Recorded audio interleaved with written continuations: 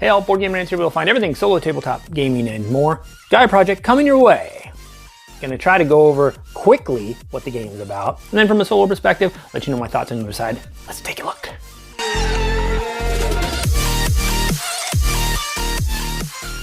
Gaia Project. In Gaia Project, each player controls one of 14 factions striving to peacefully colonize the Terra Mystica galaxy. Each faction has different environmental needs to survive on a planet. These needs have led the factions to mastering terraforming, enabling them to make different planet types habitable for themselves.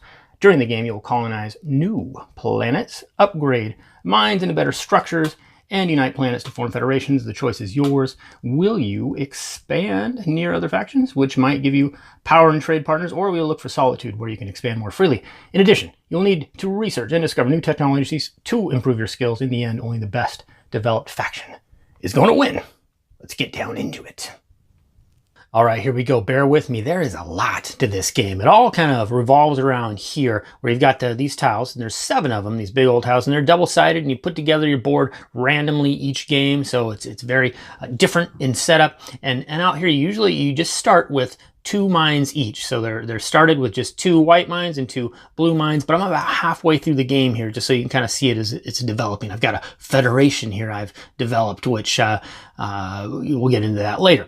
And but we're blue spreading out that way. I'm kind of going this way, but we want to stay tied together a little bit because there's some advantages, and it's a little cheaper to build things, and you gain power faster, etc., etc. Let's go over and have a look at this board. This keeps track of a great many things. Randomly, it comes out with these endgame tiles, which give you bonus scoring options. And over here, this track is keeping, it's keeping track of where I'm at and where blue is at in reaching that. We want to be further. Whoever's furthest on this track is going to get 18 points. Whoever's last on the track is going to get 6.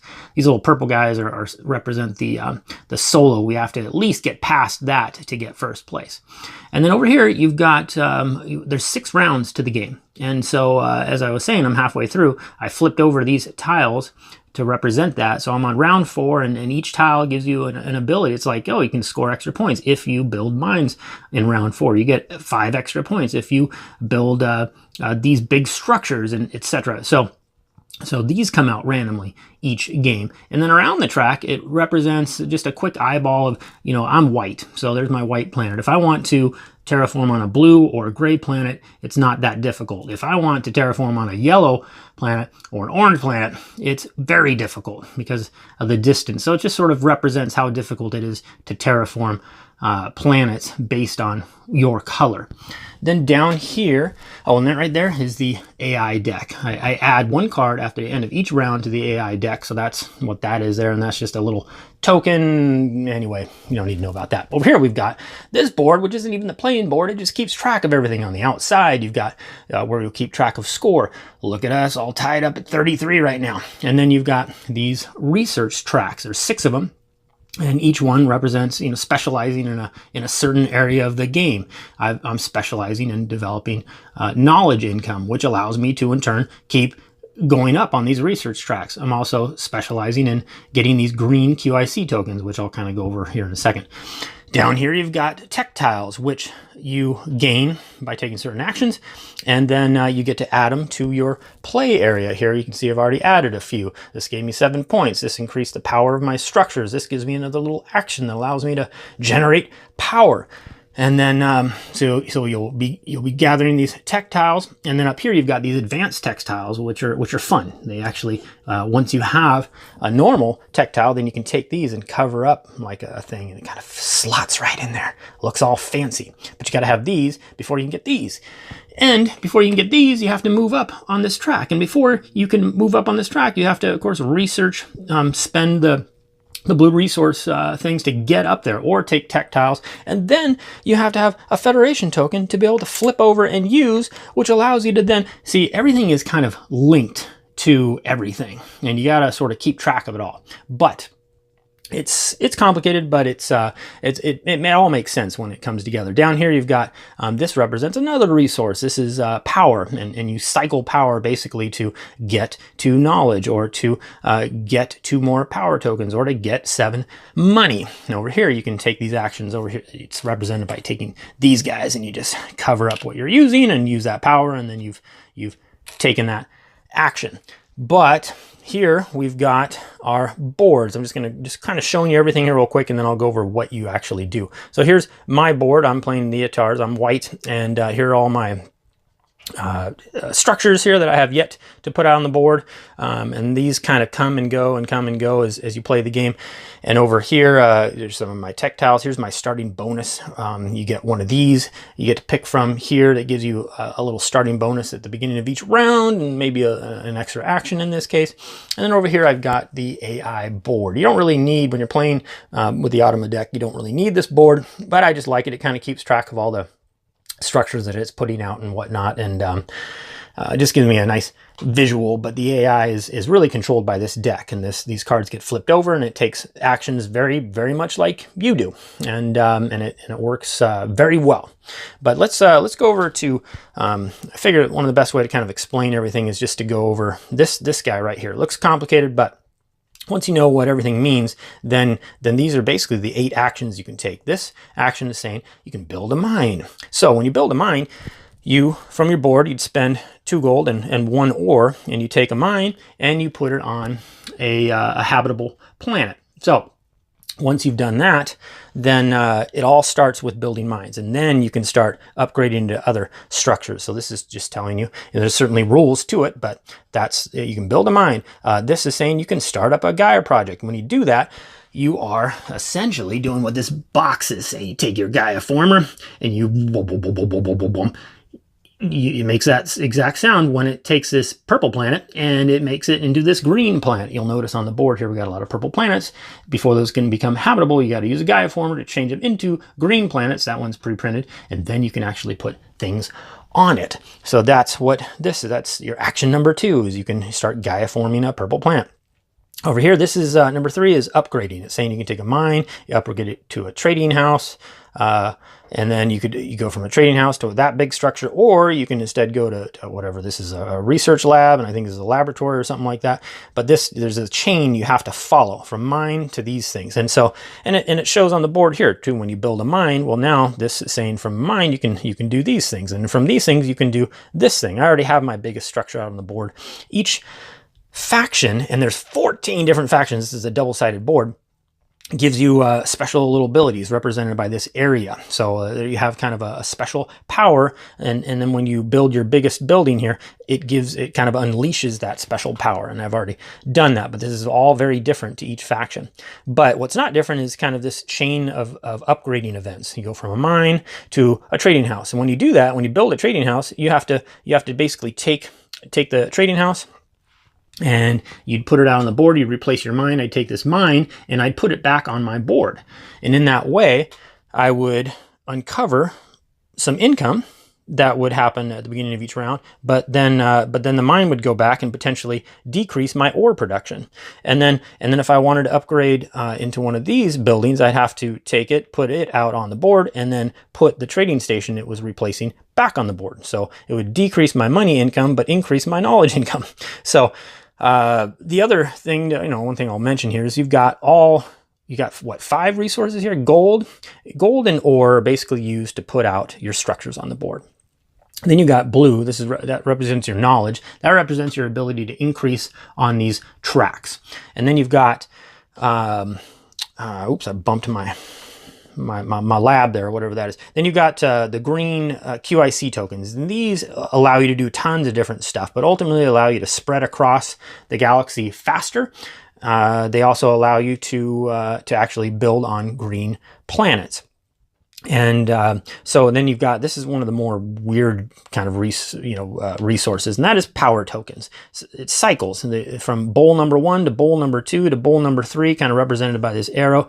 And as you kind of go from 1 to 2 to 3, once it gets to 3, then you can start cycling power back to bowl number 1, and take these actions. Also, there's a bunch of little free stuff you can do with your power, saying, oh, you can cycle 3 power to get 1 ore, or etc. So that's what this little part of the board does here. And green allows you to expand the range in which you can terraform, because in the beginning, you can only terraform planets that are right next to you. And so to increase your range and be able to expand out, you have to increase either that part of the research track over here. You can go up on this track here and be able to reach across the galaxy and terraform, or you can use these little green tokens. But so these power tokens are really versatile, and they allow you to do all sorts of stuff, and you kind of cycle it around and around. And if it ends up in this green area, it usually means you've started a Gaia project, but that's not why that's there. That has to do with the Atar's particular power. So anyway, power is just a weird kind of resource that you're going to be using constantly. So where was I? I was talking about upgrading structures, but then, the fourth action you can take is building these federations. And so basically you have to have certain structures close enough to each other, and then you link them all together. In this case, I used this, I linked these 3 structures, and I created a federation, which gave me this token, which then gave me 8 points, which gave me a QIC token. And now down the road, when I maybe take this research action, number 5, you spend 4 blue resource and you get to move up on this track. Once you move far enough up on this track and you pass this little black bar here, then as you specialize in areas, you're going to get points for that at the end of the game. And then as you keep sliding up, once you get into this 5th area, or say you want to take this advanced textile, then you have to have had a federation token that you spend and flip it over to its gray side in order to be able to research that far. And so everything's kind of linked to each other in a meaningful way that you have to keep track of. It's a lot to keep track of. Let's see here. Action number 6, that's here. That's what I was showing you when you just take one of these little things and you just cover up a spot there and use the particular amount of power, or spend the QIC tokens to take the action. And then number 7, these little orange spots. Sometimes there's particular factions that have orange spots that are like actions unique that only you can take. So that's representing, like right now with this particular starting tile that I took for this round, it's saying that I can terraform a planet, and so that's what that represents, is orange. Or the orange action, if you will. It just depends on what you have exposed. And then 8 means passing, and that's basically you get rid of that and you pick from a new selection and you pass for the round. Over here, let's just really quickly cover this. This is the automa. And I don't remember if I said it already, but you don't need all this. You don't need the board. It's just nice because it keeps track of all the different structures and stuff that I'll be using to be putting out on the board. And I'll be flipping over these cards. You'll notice there's some cards turned sideways here. And these are, and as I flip these over, eventually I get down to these bottom cards. And then those bottom cards are when it might pass or it might not. But it takes actions, all that end up doing very similar things here. And so it does. It'll go for certain things and block you in certain ways. And as you can see, it's a tight race here. We're both in trying to get these 2 different end goals here. We're tied in our race for that. We're tied in our total victory points right now. And there's 7 different factions you can play and use basically a unique card. This is only for the solo, for the Terrans, and it just gives you, they have kind of a theme that they follow. Each faction has a theme, so they're particularly strong in certain areas, and so you always got to be mindful of that. So holy moly, what a game, what a beast of a game. Let's talk a little bit about what I'm thinking about this one. Yeah, this is what a doozy of a game, this one. Gaia Project, I like quite a bit better than Terra Mystica. The basic reason being Terra Mystica didn't come with an official solo variant. This one does, and I also really like the variable setup at the beginning. The board changes each game that you play, and that's a big difference. But it functions very similarly. If you've played Terra Mystica, you would get this really quickly. The research tracks go up. In Terra Mystica, that was represented by a different sort of theme to it, and it wasn't as cool. This one, as you move up, you unlock powers and get different resources and stuff. So it's just a better game for me, and I really enjoy it solo. This game, I've never played it otherwise, and I don't know that I will, just because it's great solo, and it's a bear to try to explain to people. A game like this is tough to teach. So so thematically, it's fine. It's very generic, but I like it, and mechanics are just insanely coordinated, I guess is maybe how I describe it. How it all fits and how everything links to everything else thematically makes sense, and also, the only thing it doesn't really, I don't really get is that power. The whole power cycle thing, all those purple things, and it's weird. You generate power when you build closer to your adversary. You have this option to basically, it costs you victory points to cycle power, and you want to cycle everything to that third bowl so that you can actually use it. You can't use it while it's in the first and second bowl. Well, you can, but you can only use it to do Gaia projects, and you can only use it for, there's a way to get it from the second bowl to sacrifice a power token to move another power token to it. But there's all sorts you can manipulate. That's like a little game in and of itself. It's just weird, but good weird. I like it, but it's way different than the normal, like, well, I'm going to generate 7 gold income and 3 ore income. And, it's, this thing is just dancing all over the place, and you can manipulate it, and it does all sorts of very cool stuff that's very unique to the whole idea of Terra Mystica, that power resource and how it cycles around and around. So that is like a gold standard in mechanics for what it does and how it fits with everything else in the game. And as I mentioned, you kind of have to pay attention to everything, because every little thing lets you do another thing, which lets you do another thing, which lets you do another thing. And it's just, it's interesting because it's not that hard to manage, really. Once you're into it, the actions, the 8 actions that you can take are very, well, most of them are like, take seconds. Some take, when you're actually building a mine, it takes a little bit. You have to build a mine, you have to be within range of the planet you want to build on. Then you have to take into account the color of that planet. So if I'm white, I have to find out how many colors of planets away from white that is, and then I have to spend an extra amount of ore just to terraform, and then be able to spend the 2 gold and 1 ore to put that mine on the planet. So you got to be able to reach it, you got to terraform it, and when you terraform the green planets, it's different. You don't use ore to terraform it. You use those little green QIC tokens. So that's the most complicated action. And consequently, with the AI, that is the most complicated action. So the AI works pretty well in that it's got these cards that you flip over. And the first time you flip over 2, because you don't use the right side and you don't use the left side of a card, and you only concentrate on the center, and it gives you your action. And the build a mine action for the AI is complicated. It reminds me a lot of it's on the same level of complication as Scythe. So if you've played Scythe solo and you're okay with that, like most of everything solo in Scythe works flawlessly, but everyone complains about the movement. It's like, how does the movement work? And why does it, it is a little complicated, and you really got to get it down. And once you do, it moves pretty quick, but you're flowing through the game here in Gaia Project, and then you hit that build a mine action for the AI, and it's like, because you gotta okay, I can build a mine, but it's, it's gonna take into account the end game scoring things. No, it's not this time. Okay, then I can build within range of 3. Okay, and then I gotta build closest to me, and then I gotta, you gotta take into account, okay, these are all its possibilities. Now, okay, now we're down to 2 possibilities. Okay, now we still got a tie. You gotta go through all these tiebreakers. That is the most annoying part of but I don't see a way around it. I'm no genius in trying to figure that one out. So I guess it's kind of a necessary evil. So the variability is just insane, because you got all these factions you can play, 14, and then the AI can play 7 different factions. Each board you can flip over. If you're white, you can play the Itars that I was playing, and the other side has the other faction, and but the AI only does one side of each color. So anyway, there's 7 different themed AI opponents you can go with, and then you can pick tons of different factions, and then you've got the round tiles that come out different, the 6 different round scoring opportunities, the end game tiles that allow you to score at the end.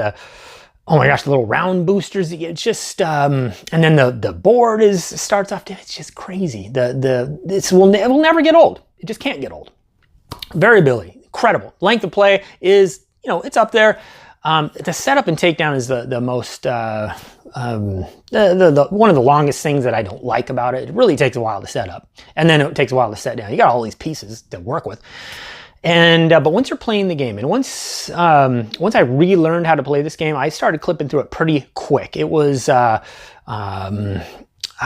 the 5th or 6th game, you know, you can play a full game once it's set up, and once you start full game in an hour, and it's just one of the most complete feeling games. I mean, every time you're done, it's just, you're just like, whew, you know, I got. That was a solid piece of gaming that I took an hour of my day to do, and it felt good. The rule book is wonderful. I mean, for all the nuances in this game, how it covers everything, and it does it in a way, again, much like I like with Anachrony, which has a ton of moving parts. You get to the end of the book, and it really goes over kind of everything, all the just what all the little powers mean and all that stuff. But then in the bulk of the book, of course, is the rules, and it's just done in such a wonderful way that all just makes sense. From a solo perspective, this is fantastic. I love that you're not trying to beat your own score. I don't mind those games, but you saw how close it was. Now, in some games, it's not. Sometimes, and you can adjust the AI difficulty as well. So I always play on normal, even though it's on normal mode. I always feel like I'm kind of in it, but sometimes I get really far behind, but I see a way that I can catch up. And sometimes I'm pretty far ahead, but then all of a sudden a string of actions, because every time the randomness really comes from with the AI, that deck. You start off with 6 cards that are always there. You add 1, and then that's the deck of AI cards you're gonna use for the first round. At the end of the first round, you add a card from the deck. It's random. Then you shuffle it, and now you got 8 cards in the AI deck. Well, if you sort of randomly draw cards that really allow it to take advantage of its particular strength, then, I mean, it can blow you away. But other times it'll get cards that don't particularly appeal to its strength. I'm totally okay with it, because it just makes the game feel so that little bit of swingy, even on the same normal level each time. You just never know. It's like playing a really good player one time and not so good player the next time. But you just get to keep it on the same normal difficulty, and you get to enjoy the game all the same, win or lose. It's fantastic. This is a staple for solo gaming, and if you don't mind like a complexity of, say, Scythe, if you've ever played Scythe solo, this is about that same level of complexity. It's not a super easy system, but once you get it down, it allows for such a complete feeling, full solo experience. This has it all. It's not like an awe-inspiring thing for me, like, oh my god, I dream of playing this game, like I do, say, with Too Many Bones or some of my ultra favorites. I think it's just more of a thematic thing. There's such story. So this doesn't really have a story to it, and that's the only thing that's missing. It makes it feel magical. But as far as meaty gameplay, I don't know that you can beat the solid, complete feeling this offers.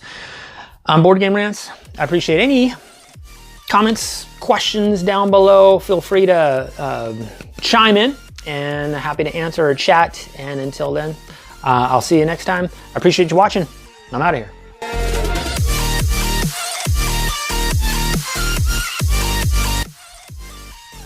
Come on. There's only 2 of you. Behave.